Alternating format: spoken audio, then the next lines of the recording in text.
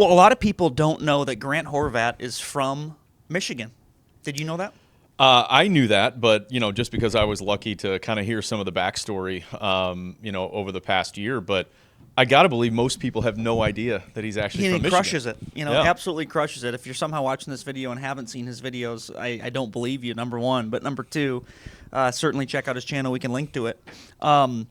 One of the biggest, I think one of the biggest names in all of golf right now, not even just YouTube golf. And I know how YouTube golf's kind of turned into this huge thing, which is good. But he has just taken over the videos he does with Tiger, with Phil, the challenges. He's done one with Rory, who doesn't even really do much on YouTube. The engagement that guy gets is just unbelievable. And it's cool that he is from right here in Michigan. Grew up Grosse Ile. His dad, Steve, was a head professional at Grosse Ile Country Club. You ever played there? No, I've not. Really good spot. Is it? Yeah, cool track. Yeah, I've never. Yeah. I'd love to. I've heard it's good. And so Grant basically lived here in Michigan, born and raised here until he was about 12. His dad, Steve, also is a Hall of Famer up at Central Michigan University. It's incredible. I love all the connections that there are to golf in the state of Michigan and some of the underlying relationships and stories that maybe you wouldn't really think about. But there's obviously just a ton of history with the state of Michigan and golf. It's really cool. And he's one of the biggest golfers ever from Michigan. And he's not on tour. Although maybe, right. Maybe the Rocket Classic should exempt him. I know Grant's gotten a lot of questions lately about, if he would accept an exemption. And I wouldn't be surprised one bit if a Korn Ferry or a PGA Tour event even gave him an exemption. He certainly can play. He won the Creator Classic. He's very, very honest, and I've never met him. He seems like a nice guy. He lives down in where my place is down in Jupiter. He lives around there. I think he still lives up in Stewart. But it's a situation where he's very honest that he knows he's good, but to get to tour level is still a whole nother step. Which is insane. Yeah. I mean, we've talked about that so much. The level of being a scratch golfer at your country club, and then being a scratch golfer where you play all over the place versus then being somebody who's playing tournament golf and in competition and all the rules and pressure and people watching and all that comes with it. It's a completely different monster. And it's unbelievable the line that you have to go from to get from here to there. Well, and he's even talked about the difference between fun golf and competitive golf. And I think he did a video with Kai Trump I watched before about how he was talking about, everyone asks him, even the PGA Tour guys ask him about, hey, why haven't you given it a run? Have you thought about going pro, whatever? And he's honest about it, that he said that competitive golf is just a different animal for him, that it's more tense, it's so serious. It really is just a little too serious sometimes, and he loves to do YouTube videos. So just a quick backstory, again, relating to Michigan. He was a basketball player here in Metro Detroit before beginning to take up the game of golf around age 12, and this is all on our website, metrodetroitgolfers.com. Then he and his family moved out of Michigan. He spent his freshman year in high school in Pennsylvania, then moved to Stewart, Florida, which obviously has some of the absolute best golf in that South Florida, Palm Beach, Martin County area. At South Fork High School, first team all area. Played at Palm Beach Atlantic University. Successful college player. Obviously not a huge program, but good college player. Anyone playing college golf, especially down there, is certainly good. And then the fun part is after college, and I had known about this story just from playing with Steve Vasilio, who you've played with as well. And I played with Steve down at Trump National a few weeks ago, and we always talk about this. But Steve is, number one, a great guy, but number two, he is a longtime golf professional locally. He was at Red Run. He was at Birmingham Country Club. He's been at Frenchman's Reserve down in Jupiter since 2018. Not only a great golf professional from a country club standpoint, a club pro and a teaching pro. He's the teaching pro at Frenchman's, but he also has had a great playing career as well. Steve played in the Buick Open 2004. He's played in a lot of tournament champions up in Boyne. Great guy, great player, and great pro in the industry, and I always enjoy playing with him. But Steve Vasilio knew Steve Horvat, Grant's dad, from being here in Michigan, and when Grant graduated college, Grant called Steve and said, "Hey, I'm looking to get in the industry, looking for a job. Can you help me out?" I said, "Absolutely." So Steve Vaselio actually hired Grant at Frenchman's. He was a assistant there, working the range, helping out, whatever. And that was at the time when Grant was really launching his YouTube and starting to doing all these videos, whatever. And then just blew up from there. I know Steve always tells the story about how Grant told me one time I'm just gonna do videos. I want to do that. I want to just start doing videos. And I said, what do you mean? And he goes, no, this is gonna work. This is gonna work. I'm gonna just do these videos. And look at him now. I love stories like that where someone just dives in and it goes into a passion. And what Horvat's turned this into with his apparel, his brand deals, his content monetization alone on YouTube. It's really impressive. Well, it's just, seeing an opportunity, seeing something evolving and changing, and then getting in on it at the ground floor. I mean, that to me is, one of the more exciting things that you can do. It's honestly, even thinking about our background, traditional media, but looking at the digital landscape and how, everything is changing from that standpoint and kind of getting in on the ground floor. You love stories like that. Now, I don't know that even he, and maybe we'll get a chance to talk to him someday, but, I don't know that even he would have expected YouTube golf influencers, his personal brand, to take off like on this level. And now the creator tournaments that he's a part of with the Tour and with the Live Tour. And I love how these creators are able to work with both the Live and the PGA Tour. Not that that's going to... You know what? It probably will help bridge the gap on some level because these YouTube golfers have such a huge influence. And, we've heard Rory and other people, not a lot of people, kind of talk about how, I'd rather just watch great golf and watch the Tour or whatever. But there's no doubt that there's a place for this YouTube golf era, and that a lot of regular golfers enjoy watching these entertaining regular golfers, so to speak, on YouTube. And there's a ton of different ones, and a lot of them are right around me in Jupiter. The Bob Does Sports guys. And it's just interesting to me where you have these creators, and you look at guys that are playing in these tournaments, like Fat Perez and Wesley Bryan, who played on tour, George Bryan, his brother. You look at Grant. A lot of these guys are very, very good scratch golfers. Mm-hmm. And if you're a scratch golfer, you're obviously a damn good player. A lot of these golfers as well, and I'm not going to call people out, but there's a lot of the YouTube golfers who also are, terrible golfers. Right. And I think that's what's interesting in terms of what works is that a lot of people do, I think, like watching the entertaining terrible golfers too. Well, that's the interesting dynamic, or dichotomy, if you want to call it that. Is personally, I would rather watch great golf and the best golfers in the world. There's absolutely no doubt about that. I also think it's funny that Rory has given his opinion and people get so flustered about it. Like, if you're Rory McIlroy or you're somebody on tour, I really don't know why he would have an interest in watching some of the videos on YouTube. He's not the audience, but who is the audience? It's the people who are out in their group chat and, they go out and they're trying to break 90, maybe break 80, maybe break 100, right. And they see somebody out there struggling, and it's just so much more relatable than you watch a tour event, you watch a major championship, and you'll see a guy like Shane Lowry, hit a shot, and immediately his reaction is almost like a one-hand finish, pissed off, can't believe what happened, and then they cut to the green, and he's like 15 feet pin high, but way to the right. It's like, Max Homa that's not a bad shot. Max Homa threw his club the other day off the tee, and the drive was in the middle of the fairway. Right, right. I mean, you're right. It's not relatable.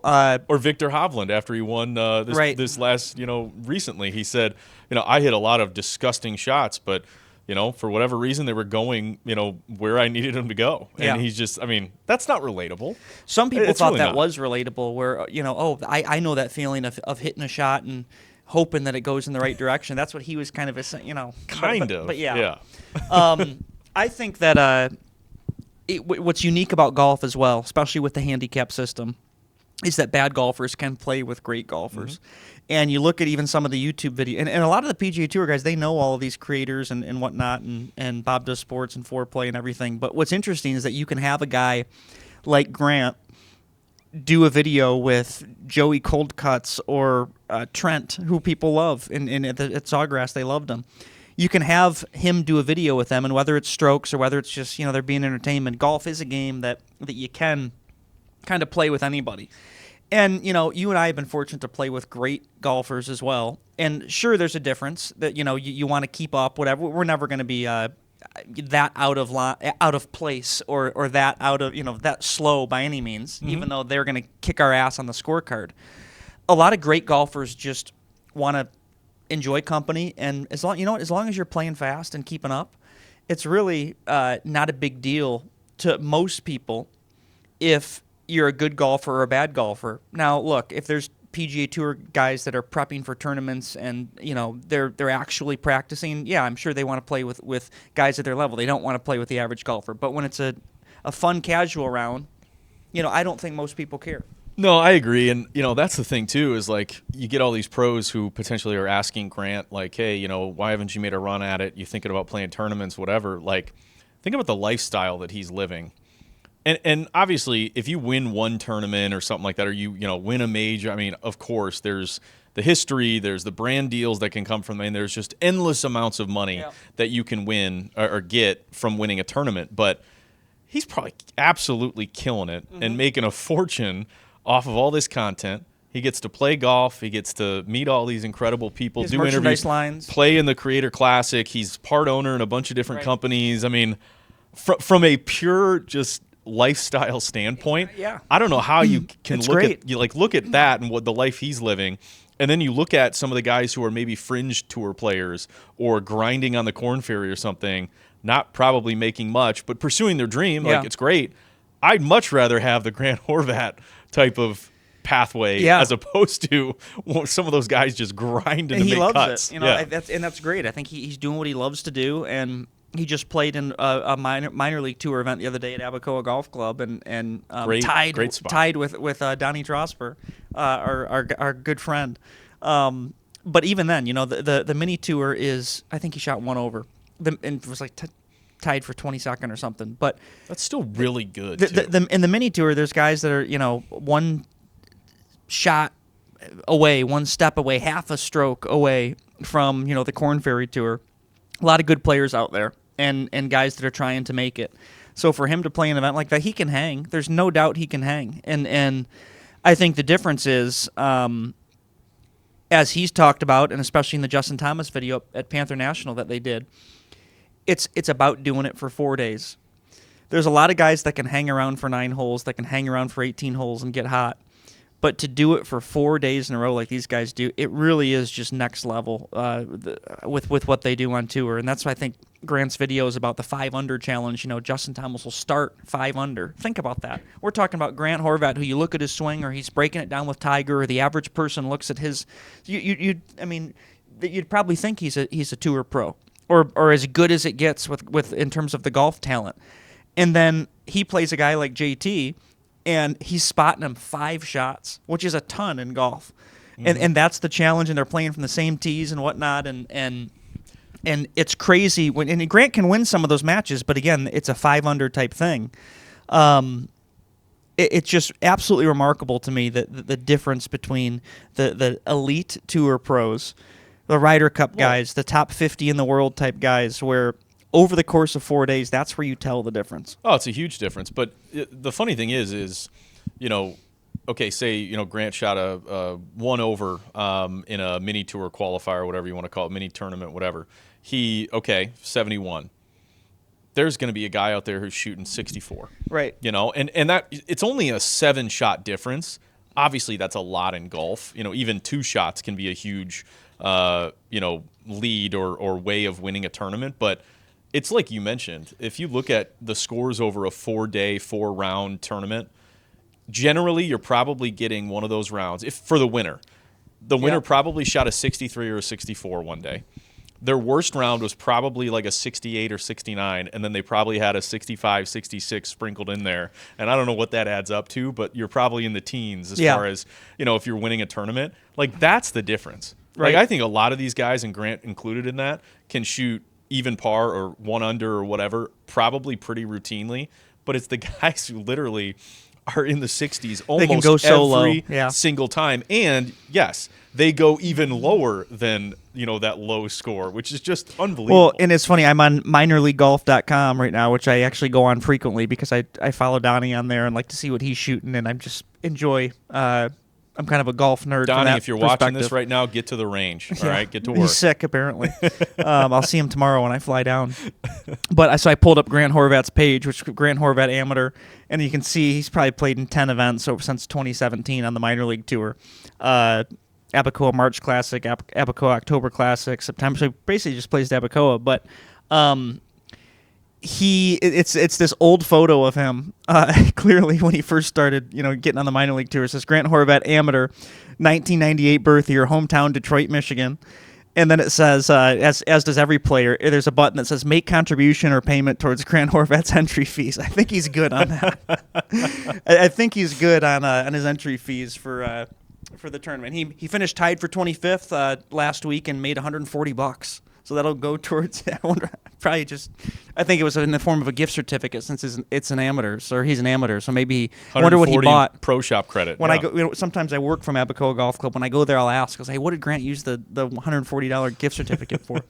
But nonetheless, obviously we. I know I speak on behalf of all of us. It's cool that Grant's from here. We wish him the absolute best of luck. Would love to, if he did some content here, that'd be great. Get him back up here. It'd be great to get him back here. I know he's down in Florida. Rocket Classic, exempt him. That'd be fun and bring him back home. Talk about marketing. Yeah. That'd be huge.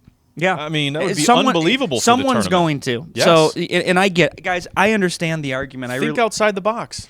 I totally understand the opinion that people have, talking to a lot of people in the golf industry of, hey, you're taking a spot away from someone else. A lot of people are working hard. I get it. But the point is also, some tournament is going to exempt them. They're going to, and there's already starting to be questions about it, whether it's Korn Ferry, whether it's PGA Tour. I think it'd make perfect sense for the Rocket Mortgage to exempt Grant Horvat and put him in. Totally agree. And it'd be a great marketing, great crowds. Give him a shot.